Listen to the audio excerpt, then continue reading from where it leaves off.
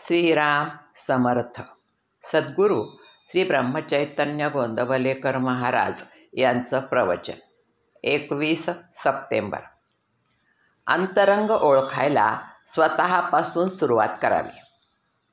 दुसऱ्यांच्या मनातले ओळखणे ही फारशी मोठी विद्या नाही.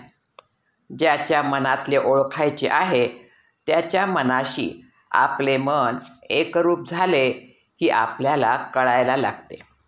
पण अंतःकरण शुद्ध असेल तरच हे साधेल. हे साधण्याच्या काही क्रिया असतात.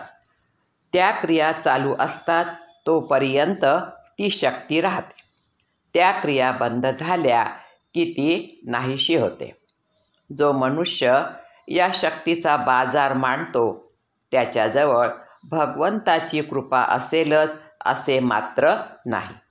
आणि ती नाही म्हणजे काहीच नाही. मनोगत कळायला एकमेकांना एकमेकांची भाषा कळायला पाहिजेच असे नाही. समजा तेलंगणातला एक भिकारी आपल्या दारी भीक मागायला आला आणि तो एक तेलंगी गाणे म्हणू लागला. त्या गाण्याचा अर्थ आपल्याला मुळीच कळत नाही, पण हा भीक मागतो हे आपण ओळखतो. त्याचप्रमाणे मनोगताचा भावार्थ कळतो. प्रत्यक्ष वाक्याचा अर्थ कळला नाही तरी हरकत नसते. ऐकणारा खऱ्या उत्सुकतेने आला असेल तर सांगणाऱ्याचा भावार्थ त्याला आपोआप कळेल. पण ऐकणारा तसा आला नसेल तर सांगणाऱ्याने स्पष्ट सांगूनसुद्धा त्याला कळायचे नाही. तत्त्वज्ञान हे कायम आणि कधीही न बदलणारे आहे. स्थलकालानुसार निराळ्या भाषेत ते मांडावे लागते इतकेच. समजा आपण गाडीत बसून दिल्लीला चाललो. गाडी दर क्षणी पुढे पुढे जाते, पण आपण आपल्या जागेवर बसूनच असतो. त्याप्रमाणे परिस्थिती सारखी बदलत असते, पण आपण जर भगवंतालाच चिकटून राहिलो तर खात्रीने आपण आपल्या नियोजित स्थळी पोहोचू शकू. मग परिस्थिती कितीही बदलू दे. देहात आल्यावर आपले ज्याच्याशी जे जे कर्तव्य आहे ते बरोबर करणे हे रामचरित्राचे सार आहे आणि हे प्रत्येकाने जाणले पाहिजे.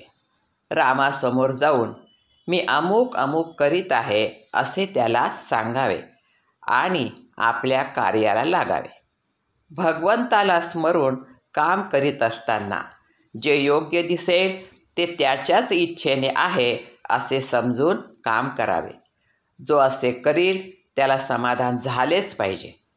भगवत कृपेने मी सर्व कृत्य करतो म्हटले म्हणजे अभिमान कशाला वाढेल. अंतरंग ओळखायला स्वतःपासून सुरुवात करावी. माझे चुकते कुठे हे पाहावे. तर्कशास्त्र शिकून तर्कटी बनू नये. तसेच संतांच्या अनुभवी वचनांकडे फार चिकित्सेने पाहू नये. संतांचे सांगणे अगदी सोप्या भाषेत असते. गंमत अशी की भगवंत आहे की नाही इथपासूनच लोक चिकित्सेला सुरुवात करतात आणि मोठ्या घोटाळ्यात पडतात आणि शेवटी आहे तिथेच थांबण्याची त्यांच्यावर पाळी येते. म्हणजे त्यांची प्रगती खुंटते. याकरिता भगवंताचे बूड कायम ठेवून चिकित्सा करावी. आजचे बोधवचन. देहरूप गावाहून रामरूप गावाच्या प्रवासात रामनाम हीच उत्तम शिदोरी होय. जानकी जीवनस्मरण. जय जय राम. श्रीराम समर्थ.